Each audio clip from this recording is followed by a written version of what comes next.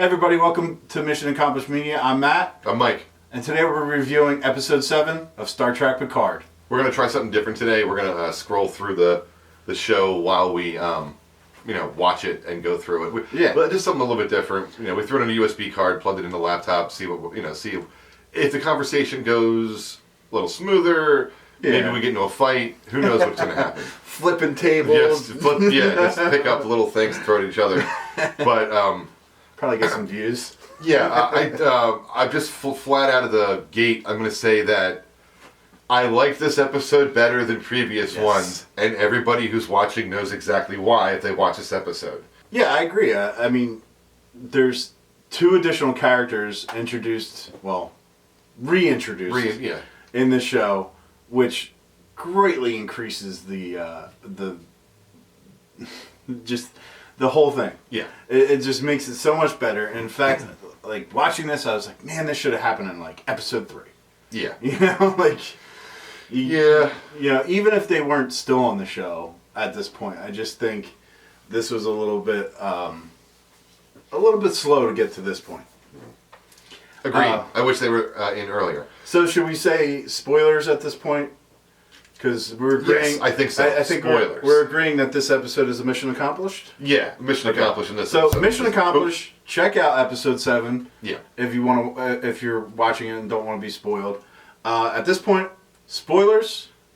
So let's start talking about the show. Yeah. We're just not press play per se, but yeah, we're gonna skim through. Yeah. Try to keep our thoughts to the actual scene in the show.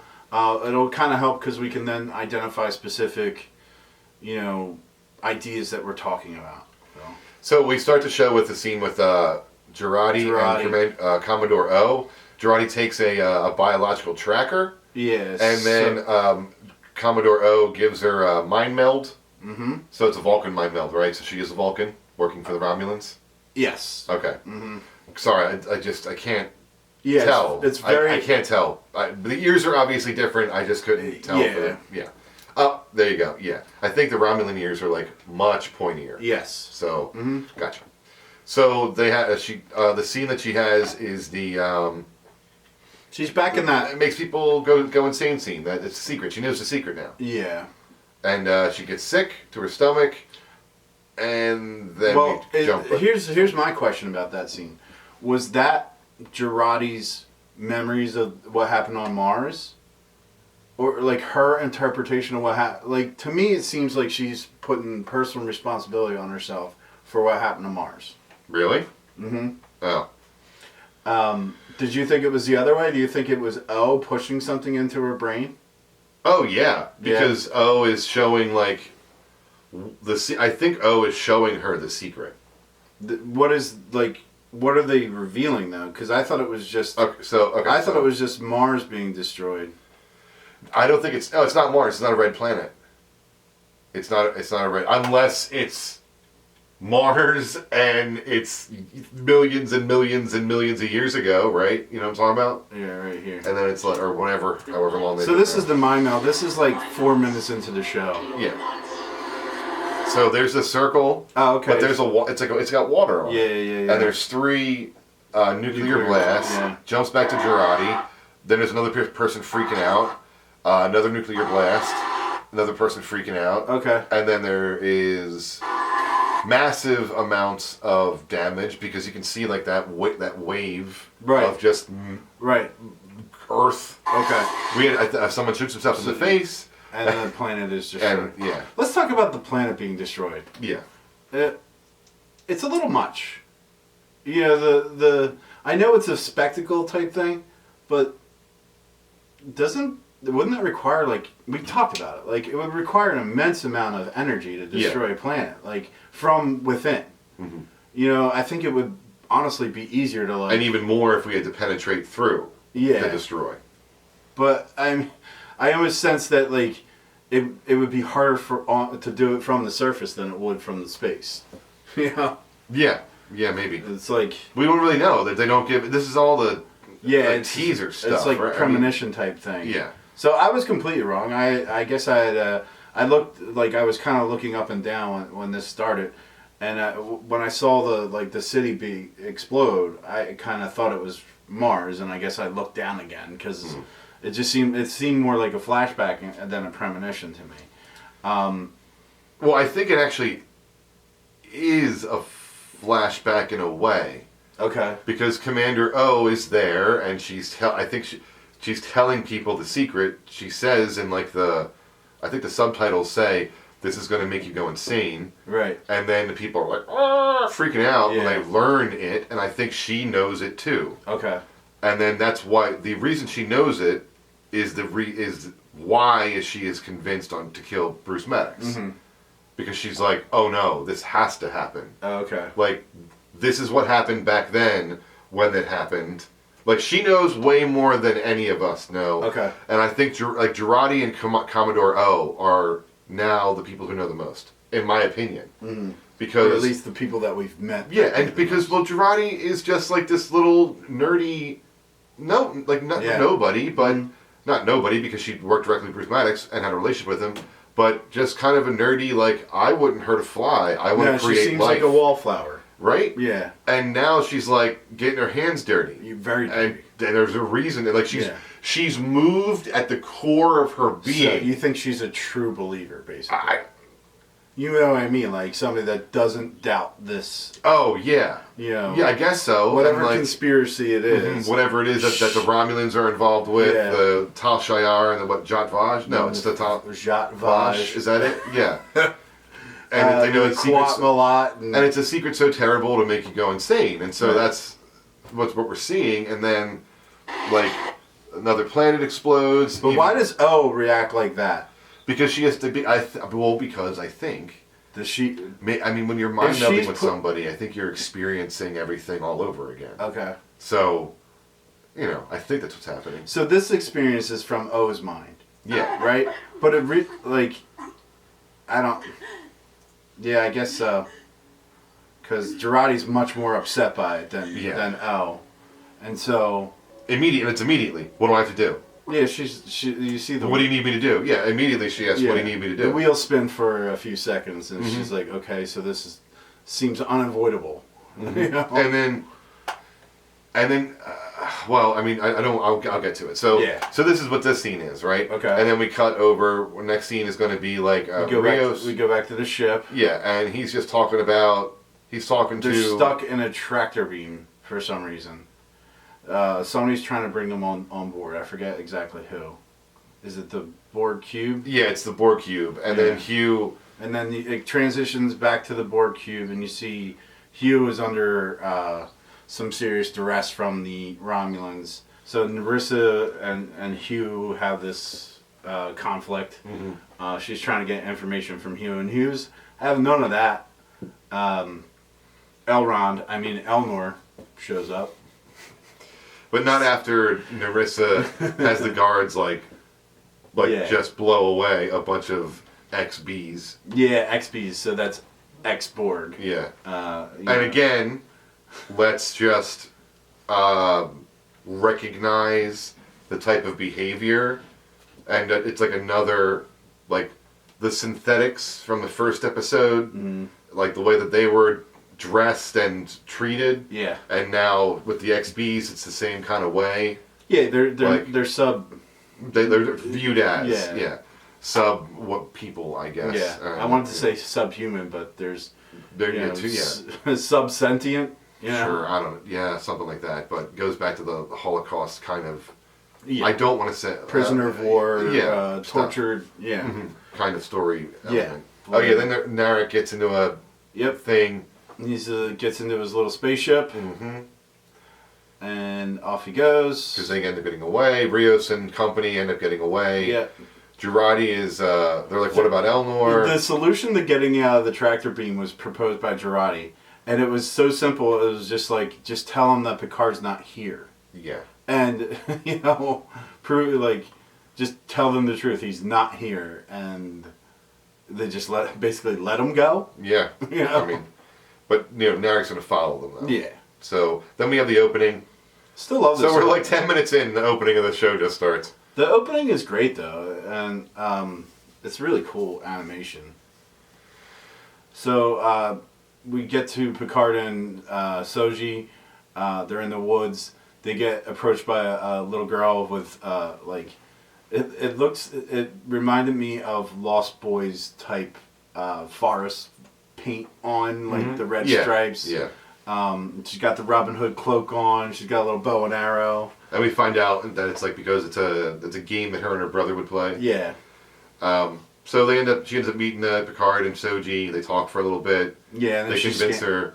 She says, "Well, he convinces her that he knows her parents." Yes. Mentions them by name. Says, "Tell them this." She's like, "Oh, okay, come with me. I know who you. I know who you are." Yeah. Immediately. Yeah. It was just. I thought it was nice. Nice touch. That was cute. The interplay in that sense was it was one of those things that like was charming. I guess is the word there. And then we get the big thing for this episode. The reintroduction Yeah. of Diana Troy. Yep. And who, when she sees Picard, immediately knows he's dying. Yeah, you can. Yeah, her face. She touches him, and it's, like when she touches him, she's not quite smiling, but she doesn't look like super upset. This is like 16 minutes into the show, so like you can see that she senses there's more going on than just what he's talking about. Yeah.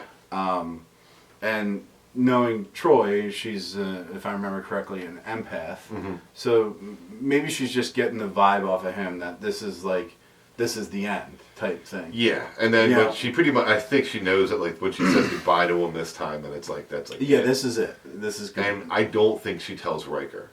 I don't think so either. Yeah, I think she keeps this secret. Yeah. This, Well, and that's the other thing. The next big reveal is that the people that we're seeing is Troy and Riker, and they're... Which means they got together! Yeah, Soji comes in. I like how Picard steps into the house and he's like making everything and he just gets that shit all over his back, which is funny. But then Riker immediately is like, wait a second. Yeah. Why are you here? You wouldn't be here unless...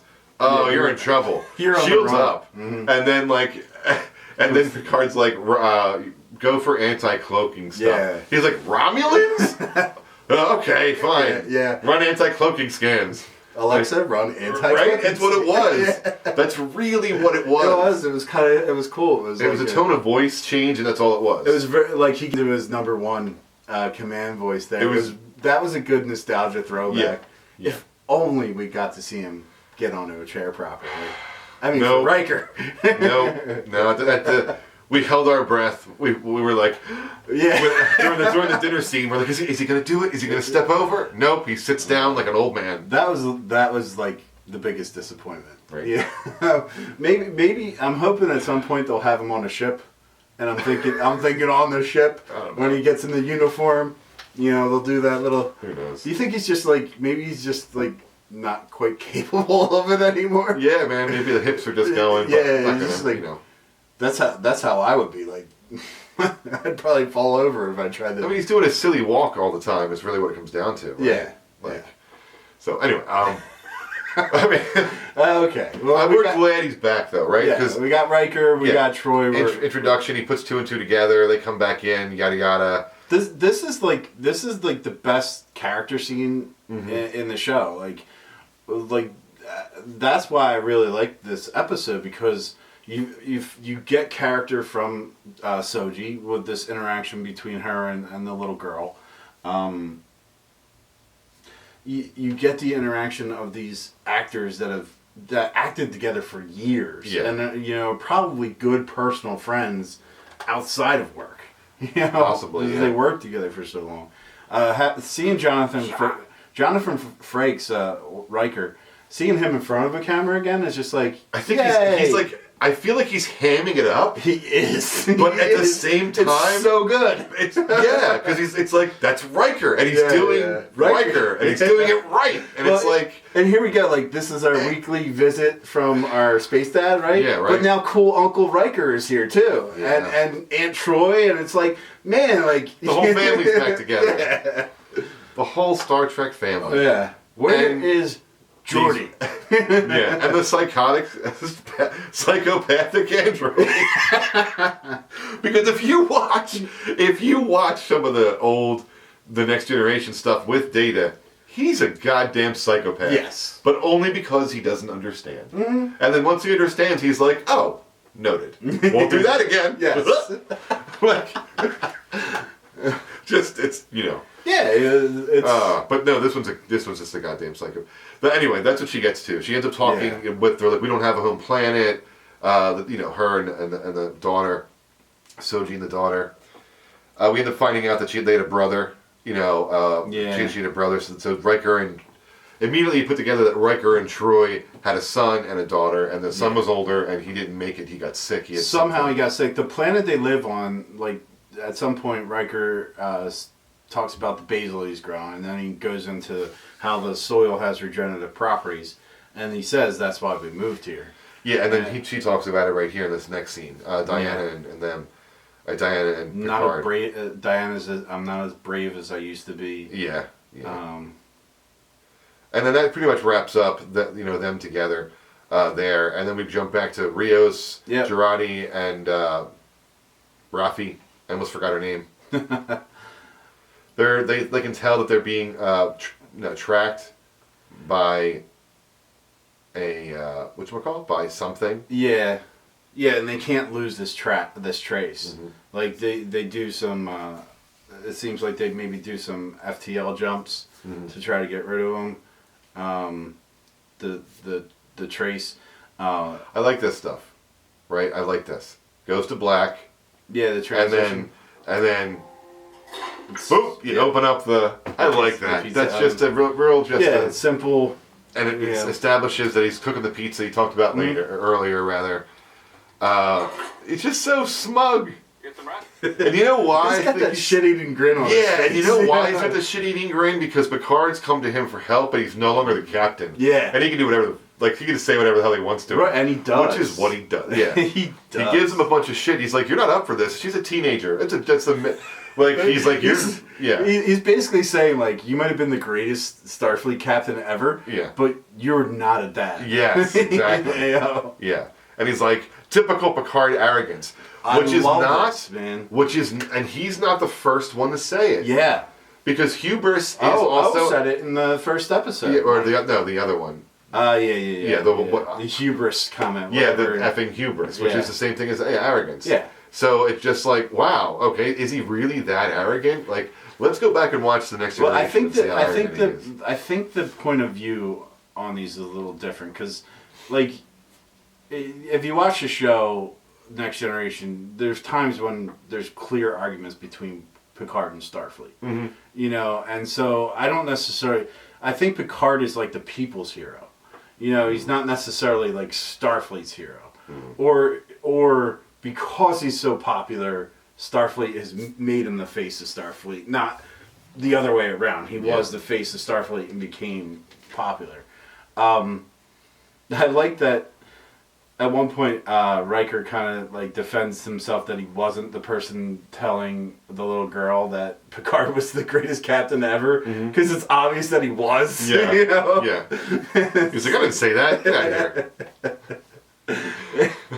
It's just like you really get the sense of like a friendship here. Oh yeah, and definitely. And then not just a work relationship because they've been through some shit. Right. Yeah. Although Star Trek. Some of them are better than others. Also, you get the exposure of Soji to the little girl, and there's a good interaction where Soji's like, "Well, I guess I'm only like 3 years old." Yeah. Troy says a good thing. Troy says good thing. Troy makes a very good point at one point in the show. Oh God, I said point twice. I have to do it over again. So Troy makes a very good point about having a different perspective on Soji and her experience. Yeah. There we go. Now I sound like a human being. Words come out of my mouth. Words out of my mouth. And but she pretty much says, like, she does, her whole world just went, yeah. And so shattered. She's literally questioning her whole reality right now. And you can see her being more android-like. At one point, Riker, like, reveals to Picard that he knows what's going on. Pretty much is this next scene, right? Like, yeah, right here. She walks up and then she's like, snark. Snark. Yeah, so there's some snarky stuff going on here. Riker introduces himself to Soji. Soji's like being like very Data-like in this scene. She does the Data head tilt, and Riker sees it, and he like I think he even raises an eyebrow at it, like, but he doesn't say anything. And like I love the face he's making because he's very like. I'm looking into you, not like at you. Yeah. Here's the thing. Picard loves his wine. He does. He's like, give me that red wine.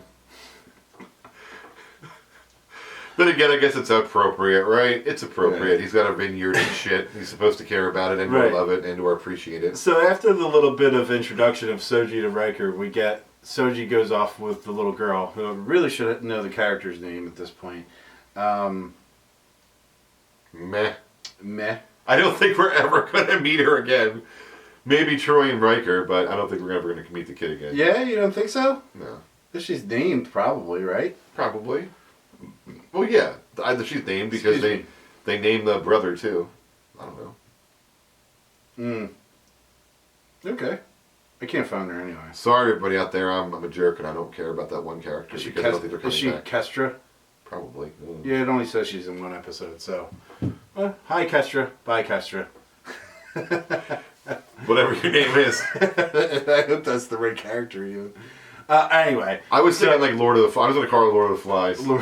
That's fine, because when we first see her, I just feel like she's going to throw a rock on some kid with glasses. Yeah.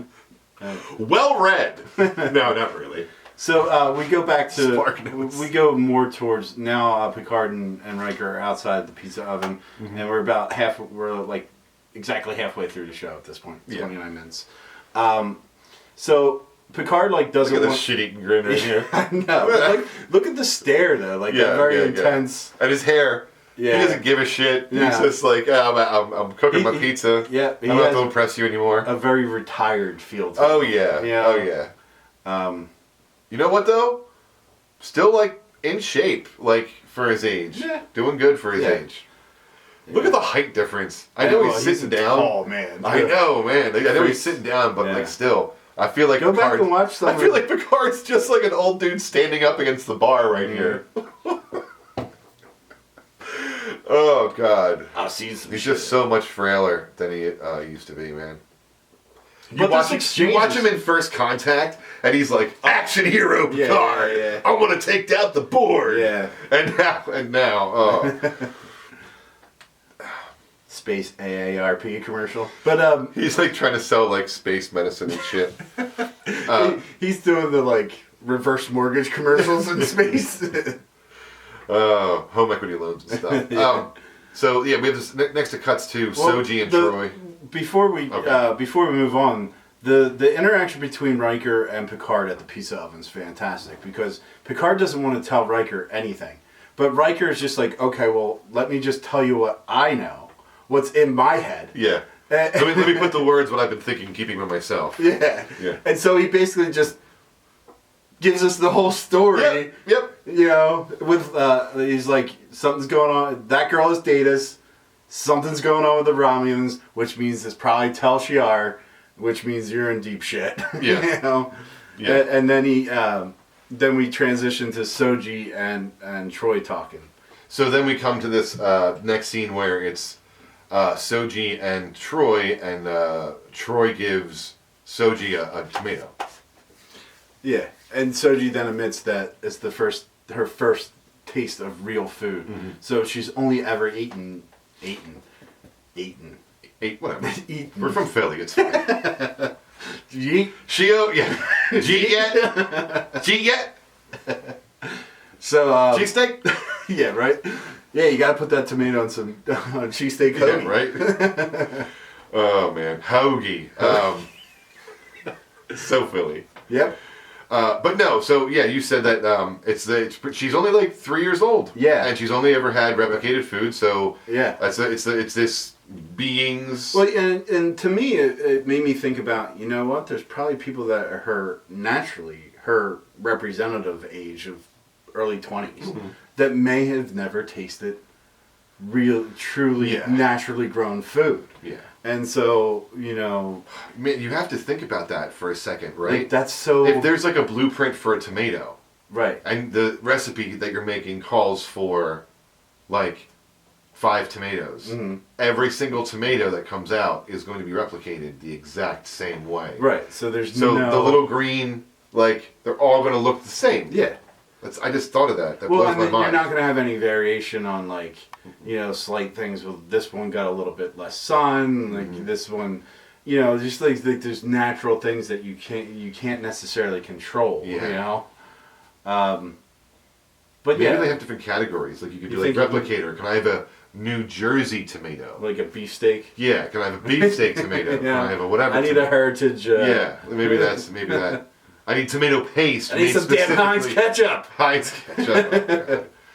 That's like not replicated. They have to send vats of Heinz out into space. Just transports of ketchup. Yeah. They like dock. It's like you see the planes. That just no. I don't. Depends on how many people from Pennsylvania are on the ship, I guess. Jeez.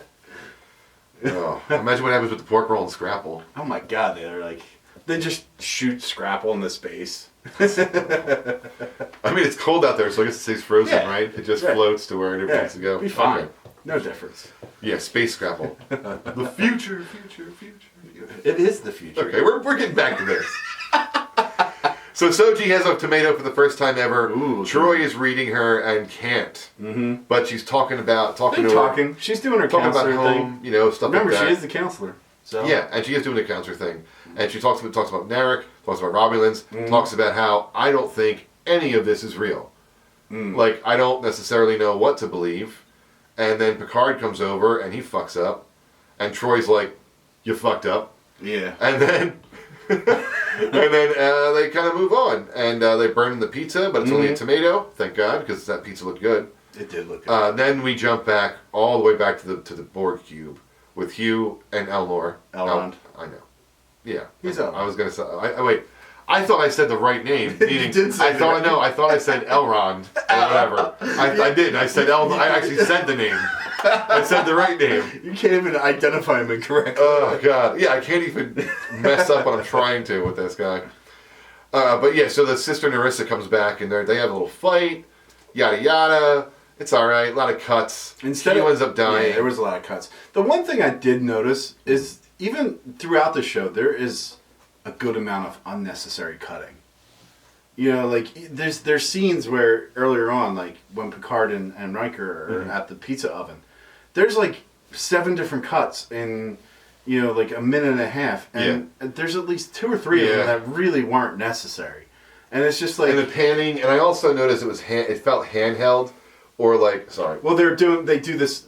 There's this method today. Nowadays, if you look at like network produced television, there's generally always a little bit of movement in what would used to be relatively straight on. Yeah. I don't know why. Why? It's something that I think started happening in the early 2000s and has just gotten a lot more popular as a way to try to show movement in a scene where there might be a lot of dialogue.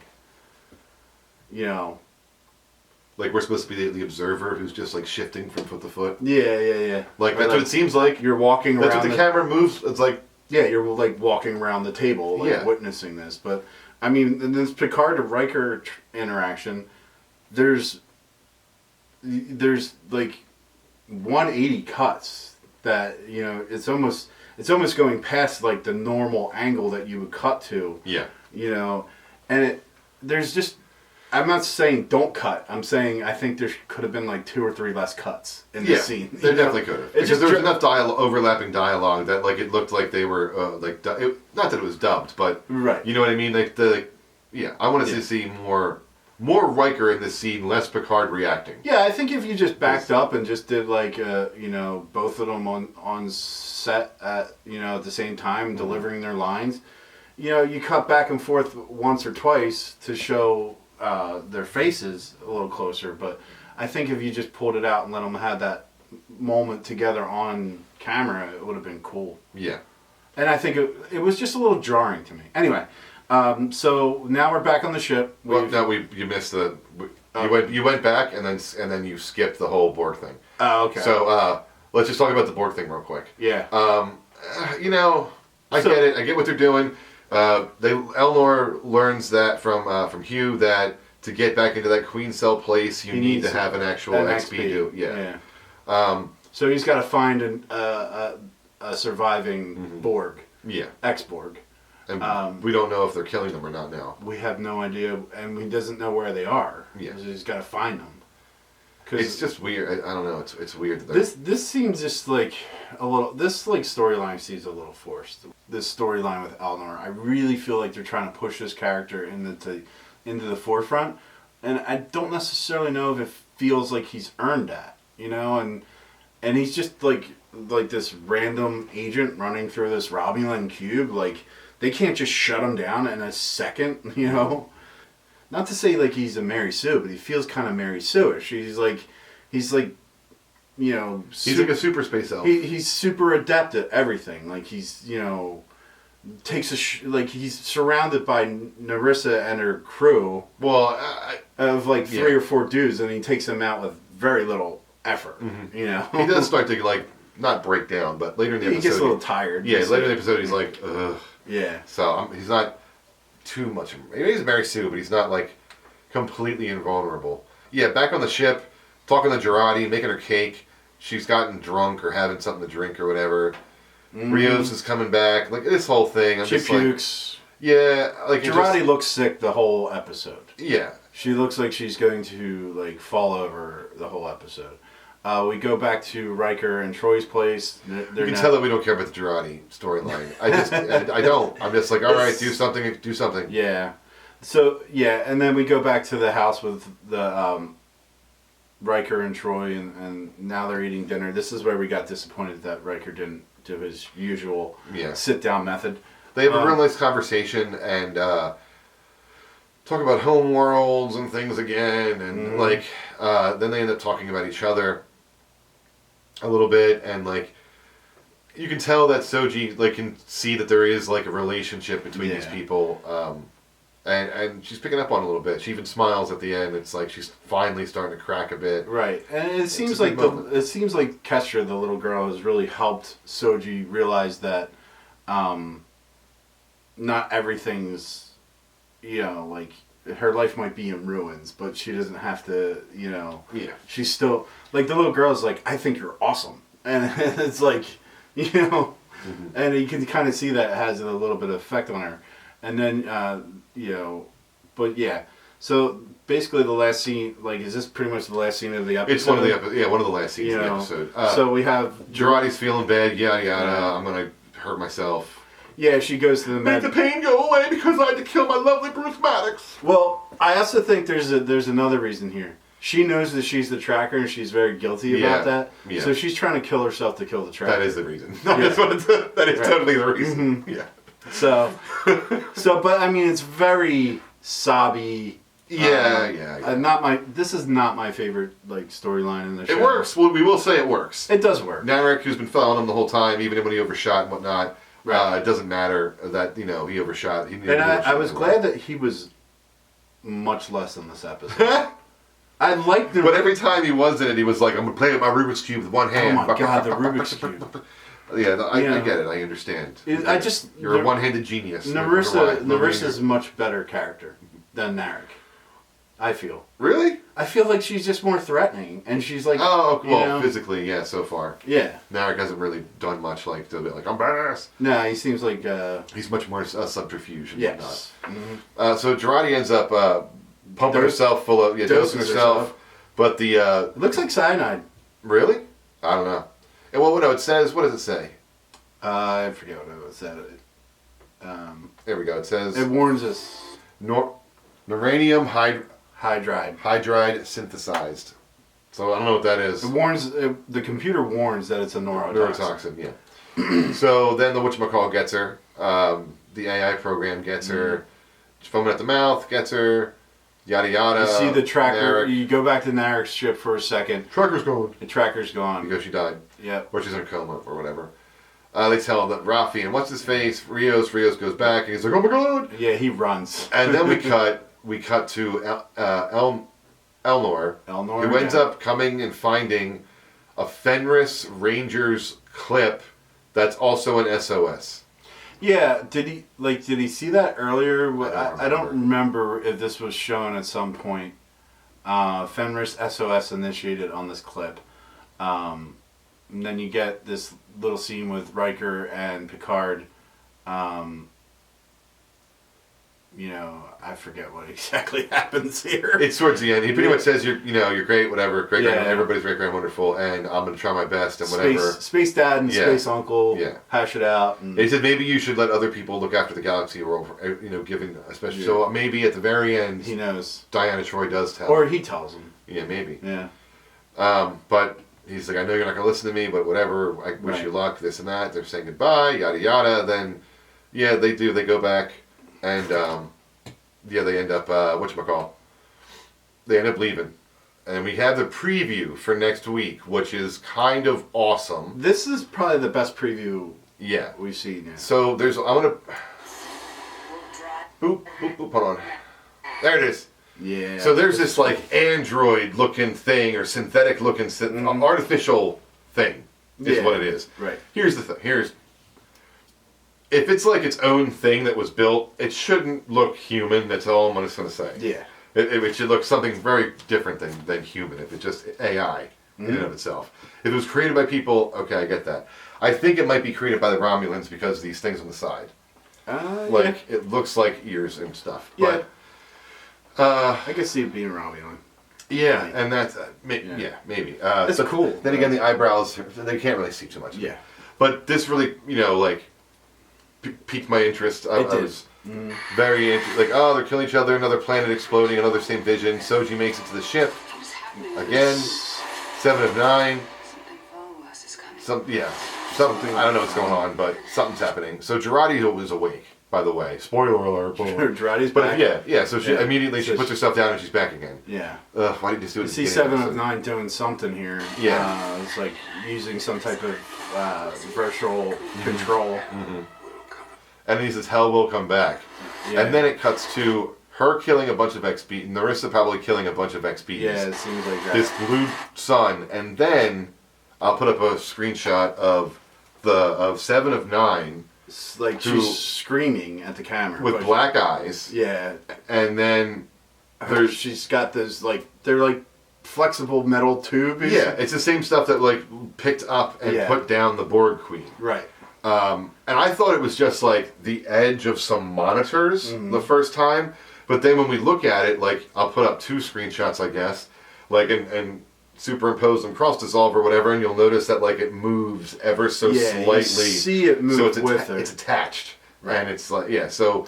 We I don't know what's going on there. went through this whole queen cell thing that they yeah. mentioned this episode. So to me, it seems like they're saying that 7 of 9 is somehow becoming like a Borg Queen. Maybe. And that this threat that's going towards the Romulan cube is potentially Borg. Yeah. Maybe. Because you kind of see these little things clipping onto the cube. And you don't know where they're coming from. And you just see them pop in, but you see them moving on the cube, and it looks like they're sealing up that big hole. Yeah. Which is cool because we've seen a lot of stuff with Borg. Recovering ex-Borg and Borg parts, but we haven't actually seen Borg yet. Yeah. And so I'm wondering if basically 7 of 9 is trying to reconnect this cube to the Borg collective somehow. Hope not. Right? Why would she want to do that? I don't know. Or maybe she just wants to take it. Maybe because that Borg cube is queenless, she can easily take over the cube. That's a good one. Maybe any of them could, but they just don't want to. Who knows? Speculations. Yeah. But this is probably the best episode, so far of the season. Definitely. Mission accomplished. Boom. Good episode. This, to me, this is. I almost wish that they accelerated the timeline to get to this point, because there's some episodes that were just like filler. Yeah, and there's 10 episodes a season, right? Yeah. So this is 7. Yeah. So we've got so it's already taken a turn for the better, and we're only just past that halfway point. Yeah. So we had 2 good first episode, 2 I know we gave it a hard time, but now that I'm thinking about it, 1 and 2 were okay. Yeah. 3 and 4 and 5 are kind of. Yeah, they're a bit of a slog. Yeah, his whole French accent thing just threw me for a loop. Again, do you think this is writing by algorithm? I don't know. But, here's the thing. 7 of 9 is back, so she's so badass that she got out of that fight where she was completely outnumbered. Yeah. So let's just put that out there. Yeah, that's Elnor survived on a cube with Romulans hunting him for at least a week now. Yeah. Or a couple days. He's pretty resourceful. It's a couple days.